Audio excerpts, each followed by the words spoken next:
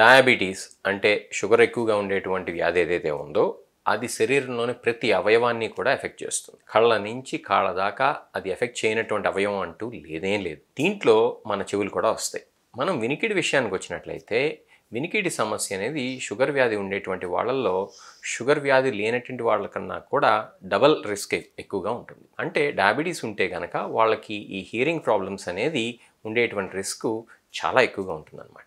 ఎందుకు ఎక్కువగా ఉంటుంది అని మనం కనుక తెలుసుకున్నట్లయితే ఈ యొక్క అధికంగా ఉండేటువంటి షుగర్ అనేది శరీరంలోని ఈ యొక్క బ్లడ్ వెజల్స్ ఏవైతే ఉన్నాయో వాటిని నరాల్ని కూడా ఎఫెక్ట్ చేస్తుంది. కాబట్టి మన చెవిలో ఉండేటువంటి నరాలు ఏవైతే ఉన్నాయో అలానే బ్లడ్ వెజల్స్ ఏవైతే ఉన్నాయో ఈ యొక్క షుగర్ వ్యాధి వల్ల ఎఫెక్ట్ కాబడతాయి. కాబట్టి ఈ యొక్క వినికిడి సమస్య అనేది ఎక్కువగా చూస్తూ ఉంటాం డయాబెటీస్ ఉండేటువంటి వాళ్ళలో. మరి దీన్ని ఎలా మనం గ్రహించాలి అని అంటే ఎవరికైనా గనక వినికిడి గనక సరిగ్గా లేనట్లయితే వాళ్ళు వాళ్ళ ఈఎన్టీ డాక్టర్ దగ్గరికి వెళ్ళినట్లయితే మిగతా టెస్టులతో పాటు కొన్ని సందర్భాల్లో షుగర్ను కూడా టెస్ట్ చేస్తారు.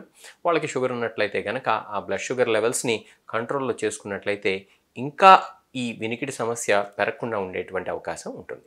అలానే ఆల్రెడీ డయాబెటీస్ వచ్చేసి కనుక ఉన్నట్లయితే మీకు వినికిడి సమస్యలు కనుక ఉన్నట్లయితే కనుక మీ యొక్క ఎండోక్రినాలజిస్ట్ ఎవరైతే ఉన్నారో లేకపోతే మీ ఫిజిషియన్ ఎవరైతే ఉన్నారో వాళ్ళని సంప్రదించండి. అలానే ఈఎన్టీ డాక్టర్ని కూడా కలవండి. మనకి ఈ విషయం గురించి సరైనటువంటి అవగాహన ఉండటం అనేది చాలా అవసరం.